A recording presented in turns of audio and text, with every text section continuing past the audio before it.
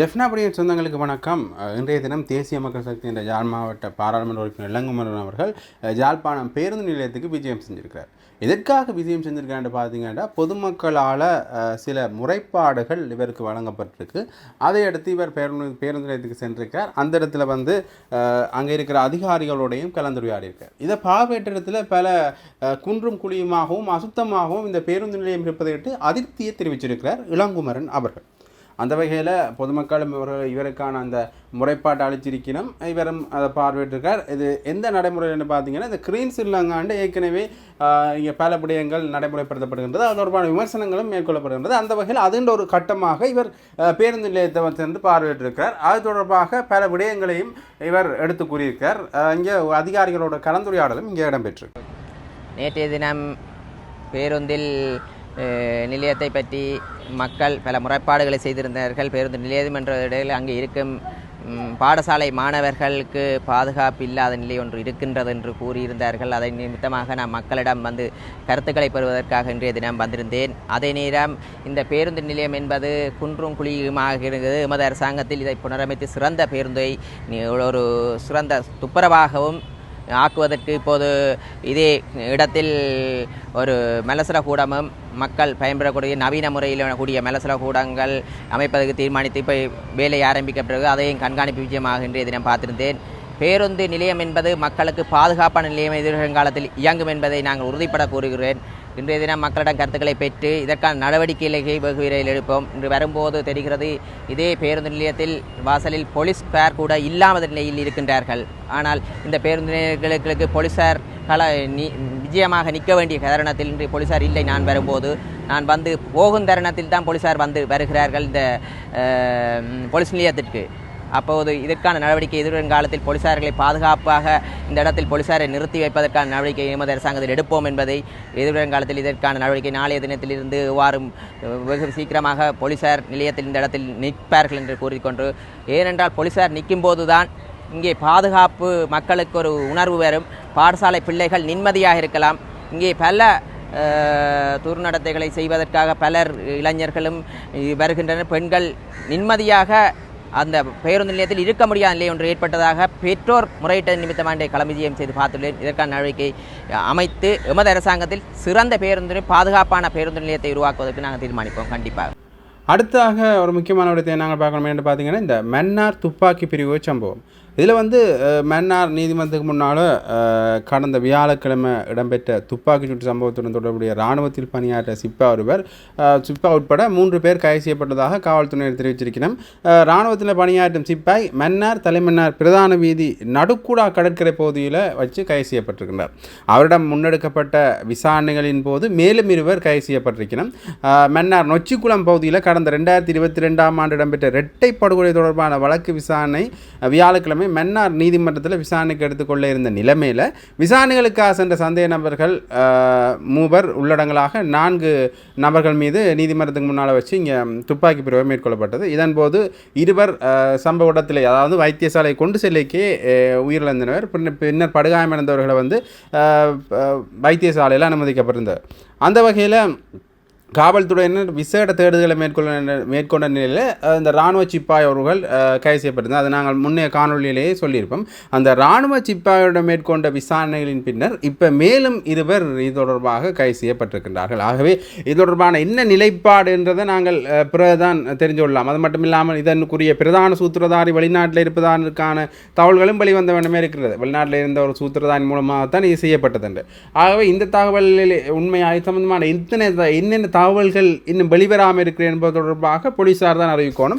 இந்த மேலதிக விசாரணைகளின் பின்னர் இது தொடர்பான விடயங்களையும் அறிய தருவதாக போலீஸ் வட்டாரங்களிலிருந்தும் தகவல்கள் கிடைச்சிருக்கு.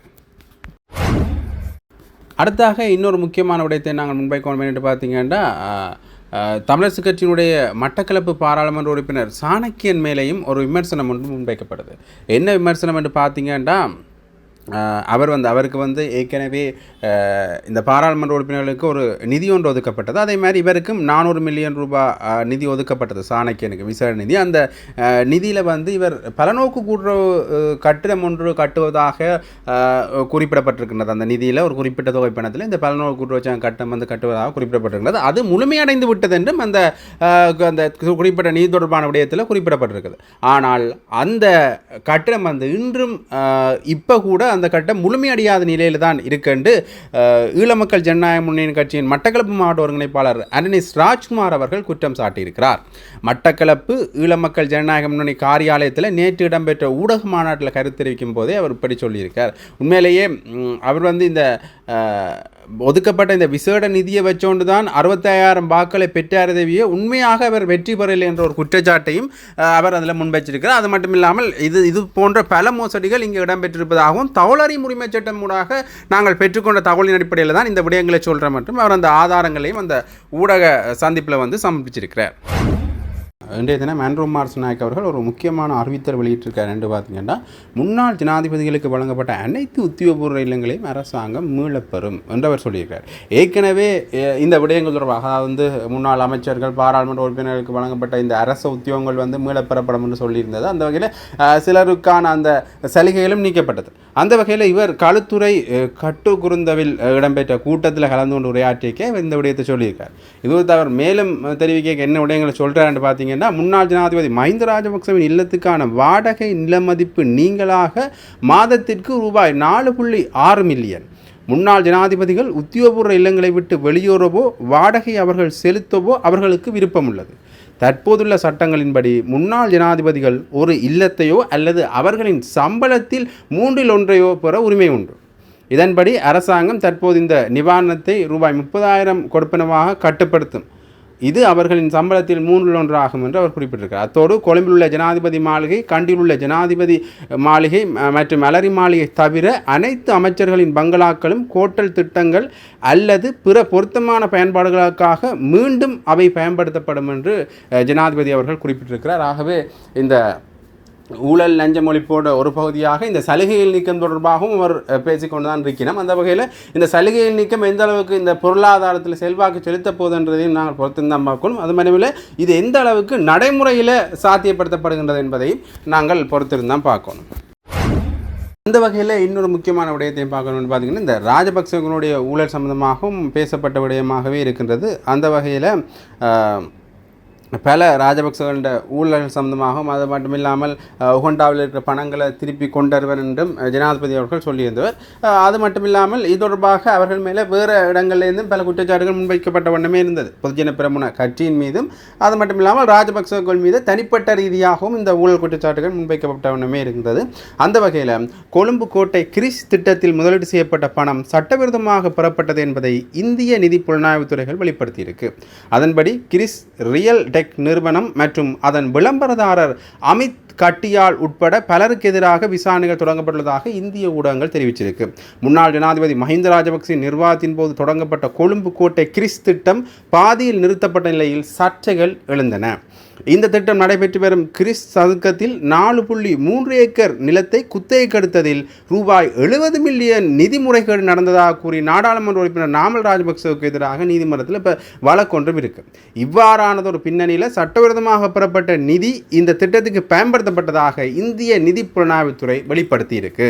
அதன்படி இந்த திட்டத்தில் பணத்தை முதலீடு செய்த கிரிஸ் ரியல் நிறுவனம் மற்றும் அதன் விளம்பரதாரர் அமித் கட்டியால் உட்பட பலருக்கு எதிராக விசாரணைகள் நடைபெற்று வருவதாக கூறப்படுகின்றது. இந்தியாவின் புதுடில்லியில் ஒரு அடுக்குமாடி குடியிருப்பு திட்டத்திற்காக முதலீட்டாளர்களிடமிருந்து பணம் பெற்ற போதிலும் அமித் கட்டியால் 13 ஆண்டுகளாக வீடுகளை வழங்க நடவடிக்கை எடுக்கவில்லை என்ற முறைப்பாடுகள் மீதான விசாரணையின் போது இது தொடர்பான தகவல்களும் வெளியாயிருக்கு. ஆகவே இப்போ அங்கே இருக்கிற அமித் கட்டியால் மேலே இந்த வழக்கு தொடர்பான விடயங்கள் வெளியாயிருக்கு. அதே நேரத்தில் இது சம்பந்தமான வழக்கு நாமல் ராஜபக்ச மேலேயும் இருக்கு. ஆக இவருக்கு இந்த நீதிமன்றத்தால் என்ன நடவடிக்கை எடுக்கப்பட போன்றது? ஏற்கனவே அவர்கள் பயன்படுத்திய அந்த நிதி சட்டவிரோதமாக பயன்படுத்த நிதி என்று சொல்லப்பட்டது. இதில் நாமல் ராஜபக்சவுக்கு எந்த அளவிலான ஊழல் மோசடிகள் இருக்குது, அது மட்டும் இல்லாமல் இந்த குற்றச்சாட்டு சம்பந்தமாக அவருக்குரிய சான்று பத்திரங்கள் எப்படி சமர்ப்பிக்கப்படும் என்பதை நாங்கள் பொறுத்திருந்தான் பார்க்கணும். அடுத்ததாக இன்னொரு முக்கியமான விடயம் வெளியாக இருக்குது இந்த வாகனங்கள் தொடர்பாக. இந்த வாகனங்கள் யாருக்கு இறக்குமதி செய்யப்பட போகுது என்பது தொடர்பாகவும் ஒரு விடயங்கள் வந்து வெளியாகிருக்கு. அதில் வந்து அனைத்து நாடாளுமன்ற உறுப்பினர்களுக்கும் விரைவில் புதிய வாகனங்கள் வழங்கப்படும் என தேசிய மக்கள் சக்தியின் குருநாள் மாவட்ட நாடாளுமன்ற உறுப்பினர் தர்மபிரிய திசாநாயக்க தெரிவிச்சிருக்கிறார். குருநாளில் வடமேற்கு மாகாண இயந்திர மற்றும் உபகரண ஆணைக்குழுவிற்கு சுற்றுப்பயணம் ஒன்றை மேற்கொண்டிருந்த போதே அவர் இந்த விடயத்தை குறிப்பிட்டிருக்கார். தொடர்ந்து அவர் கருத்து தெரிவிக்க அனைத்து நாடாளுமன்ற உறுப்பினர்களுக்கும் புதிய வாகனங்கள் வழங்கப்படும் என்று நாங்கள் எதிர்பார்க்கின்றோம். இதுவரை நாடாளுமன்ற உறுப்பினர்களுக்கு எந்த வாகனங்களும் வழங்கப்படவில்லை. ஒரு அமைச்சர் அல்லது நாடாளுமன்ற உறுப்பினர்களுக்கு தங்கள் கடமைகளை செய்ய ஒரு வாகனம் தேவை. அதை நாங்கள் மறுக்க முடியாது. நாடாளுமன்ற உறுப்பினர்களுக்கு வாகனங்களை வழங்குவதற்கு உடன்பாடு எட்டப்பட்டிருக்கிறது. குறிப்பிட்ட வகை முடிவு செய்யப்படவில்லை. எந்த வகையான வாகனங்கள் கொடுக்கிறோம் என்று முடிவு செய்யப்படவில்லை. அவை நிச்சயமாக புதிதாக இருக்கும். மேலும் அடுத்த 2 மாதங்களுக்குள் இது சம்பந்தமான மேலும் தகவல்கள் வரும் என்றும் சொல்லப்பட்டிருக்கு. அந்த வகையில் இது தொடர்பாக இன்னொரு விடயத்தை நாங்கள் பார்க்கணும் என்று பார்த்தீங்கன்னா, இந்த வாகனங்கள், சொகுசு வாகனங்கள், அரசு அதிகாரிகள் மற்றும் பாராளுமன்ற உறுப்பினர்கள், அமைச்சர்கள் வைத்திருப்பது தொடர்பாக ஆட்சிக்கு வரும் பொழுது விமர்சனங்களை முன்வைச்சது யாருன்னு பார்த்தீங்கன்னா இந்த ஆண்ட்ரோ மாரச நாயக்கனுடைய ஆட்சி தான். அவர்களே இப்படி செய்கிறது வந்து அது மட்டும் இல்லாமல் இதில் சொகுசு வாகனங்கள் வழங்கப்படுமா என்ற கேள்வியும் எழுந்திருக்கிறது. ஏன்னா சாதாரண வாகனங்கள் இவர்களுக்கு வழங்கப்பட்டாலும் கூட அதற்கான ஒரு பகுதி நிதி வந்து இதுக்காக செலவழிக்க வேணும். அப்படி செலவழிக்க ஏற்கனவே பொருளாதார சிக்கலில் நாடு போய்கொண்டிருக்கிற இந்த சூழ்நிலை வந்து இது ஒரு பெரிய பாதிப்பை ஏற்படுத்தக்கூடிய விடயம் தான் வந்து நிற்கும். அந்த வகையில் இன்னும் சொகுசு வாகனங்கள் வந்து இவர்களுக்காக இறக்கப்படுமாக இருந்தால் அதுவும் ஒரு மிகப்பெரிய ஒரு பொருளாதார சிக்கலை உண்டு பண்ணும். ஆகவே இது தொடர்பான பல கேள்விகள் இப்போ மக்கள் மத்தியில் எழுந்திருக்கு. இதற்கு இப்போ இந்த தேசிய மக்கள் சக்தி பல சொல்லும் போது உண்மையிலே இந்த விடயங்கள் உடனடியாக நடக்கும் என்றும் அவர் சொல்லியிருக்கிறார். ஆகவே தேசிய மக்கள் சார்பாக இருந்து இதற்கான விடைகள் வழங்கப்படுமா என்கின்ற கேள்வியும் எழுந்திருக்கின்றது. தேசிய மக்கள் சக்தியின் ஆட்சியில் வந்து மிகவும் முக்கியமான விடயங்களாக பார்க்கப்படுறது என்று பார்த்திங்கன்னா இந்த ஊழல் எதிர்ப்பு திட்டங்கள். ஊழல் எதிர்ப்பு திட்டங்கள்ன்ற ஒரு பகுதியாக தான் இந்த கிளீன்ஸ்லாங்க கொண்டப்பட்டது. இந்த கிளீன்ஸ்லாங்காகவும் இந்த ஊழல் எதிர்ப்பு திட்டங்கள் சம்பந்தமான விடயங்களும் உள்ளடக்கப்பட்டிருக்கு. அதில் வந்து இந்த தேசிய மக்கள் சக்தியில் மக்கள் சில விமர்சனங்களையும் அது மட்டும் இல்லாமல் எதிர்த்தரப்பு பாதையிலிருந்து சில விமர்சனங்கள் முன்வைக்கப்படுது என்று பார்த்திங்கன்னா இவர்கள் அதிரடியான இந்த ஒரு செயற்பாடுகளையும் இன்னும் மேற்கொள்ளல. இவர்கள் சொன்னது ஒன்று செய்கிறது ஒன்று என்ற சில விஷயங்களும் இவர்கள் மேலே மேற்கொள்ளப்பட்டிருக்கு. இவர்கள் மேலே இருக்கிற ஒரு குற்றச்சாட்டுகளில் முக்கியமான குற்றச்சாட்டுகளாக பார்க்கப்படுது. அந்த வகையில் அதற்கு பதில் சொல்கிற விடயமாக ஒரு கைது நடவடிக்கை ஒன்று இன்றைய தினம் இடம்பெற்றிருக்கு என்று பார்த்தீங்கன்னா, சட்டவிரோதமாக இறக்குமதி செய்யப்பட்ட வாகன உதிரிப்பாகங்களை பயன்படுத்தி வாகனத்தை ஒன்று சேர்த்ததோடு அதற்கான போலி ஆவணங்களையும் தயாரித்த குற்றச்சாட்டு பேரில் முன்னாள் அமைச்சர் விஜயமுனி சொய்சா மத்திய ஊழல் ஒழிப்பு பிரிவினரால் கைது செய்யப்பட்டிருக்கிறார். அதற்கமைய கைது செய்யப்பட்ட விஜயமுனி சொய்சா நாளை பண்டாரவளை நீதிமன்றத்தில் முன்னிலைப்படுத்தப்பட உள்ளார். முன்னாள் அமைச்சர் விஜயமுனி சொய்சா இதேபோன்று சட்டவிரோதமான முறையில் வேறு வாகனங்களை தயாரித்து பயன்படுத்தி உள்ளாரா என்பது தொடர்பிலும் இந்த மத்திய ஊழல் ஒழிப்பு பிரிவினர் வந்து விசாரணைகள் நடத்தி கொண்டு வருகிறோம். உண்மையிலேயே இது தொடர்பான வேறு விடயங்களும் வெளியாகுமா என்கின்ற ஒரு விடயமும் இங்கே வெளியாக இருக்குது. அது மட்டும் இல்லாமல் சுமார் 5 மணி நேரத்துக்கு மேலே அதிக நேரம் அவரிடம் வாக்குமூலம் பெறப்பட்டமையும் குறிப்பிடத்தக்க ஒரு விடயமாக இருக்கின்றது. உண்மையிலே அவர்கள் மேலே வைக்கப்படுற ஒரு குற்றச்சாட்டுக்கான ஒரு பதிலாகத்தான் இவர்கள் இந்த அதிரடி கைது நடவடிக்கைகள் ஆட்சிகளில் நடக்கப்படுகிறதா என்ற விடயமும் ஒரு பார்க்கப்பட வேண்டிய விடயமாக இருக்கின்றது. அது மட்டும் இல்லாமல் ஏற்கனவே இந்த பொதுஜன பிரமுனையில் இருக்கிற ராஜபக்சர்கள் தொடர்பாகவும் இவர்கள் விமர்சனங்களை முன்வைச்சிருந்தார்கள். அதாவது ராஜபக்சர்களுடைய சட்டவிரோத சொத்துக்களையும் நாங்கள் முடக்குவோம், அது மட்டும் இல்லாமல் வெளிநாட்டில் இருக்கிற அவர்களோட சொத்துக்களையும் இங்கே கொண்டு வருவோம், எங்கள் நாட்டுக்கு திரும்ப பெறுவோம் என்றும் சொல்லியிருந்தார்கள். ஆனால் அது தொடர்பாக இந்த ஒரு நடவடிக்கையும் இவர்கள் மேற்கொள்ளவில்லை. அது மட்டும் இல்லாமல் இப்படி அதாவது வந்து வேறு நபர்கள் ஏற்கனவே ஜோன்சன் பெர்னாண்டோ கைது செய்யப்பட்டதில் ஆரம்பித்து இப்போ வந்து முன்னாள் அமைச்சர் கைது செய்யப்பட்டிருக்கிற தொடர்பாகவும் ஒரு நல்லபடியமாக இது பார்க்கப்பட்டாலும் கூட ஆனால் பெரிய கைகளில் இன்னும் பெரிய தலைகளில் இவர்கள் இன்னும் கை வைக்கல என்கின்ற ஒரு குற்றச்சாட்டு முன்வைக்கப்பட்ட வண்ணமே இருக்கின்றது. அந்த வகையில் இன்னொரு முக்கியமான விடயத்தை நாங்கள் பார்க்க வேண்டும் பார்த்தீங்கன்னா, பனைசார் உற்பத்தியாளர்கள் மற்றும் பனம்பொருள் ஏற்றுமதியாளர்கள் வந்து கடந்த சனிக்கிழமை பிற்பகல் பனை அபிவிருத்தி சபை தலைவர் சகாதேவன் தலைமையில் கைதடியில் அமைந்துள்ள பிரதம செயல் அலுவலகத்தில் வச்சு பெருந்தோட்ட பிரதி அமைச்சர் பிரதீப்பை சந்தித்திருந்தனர்.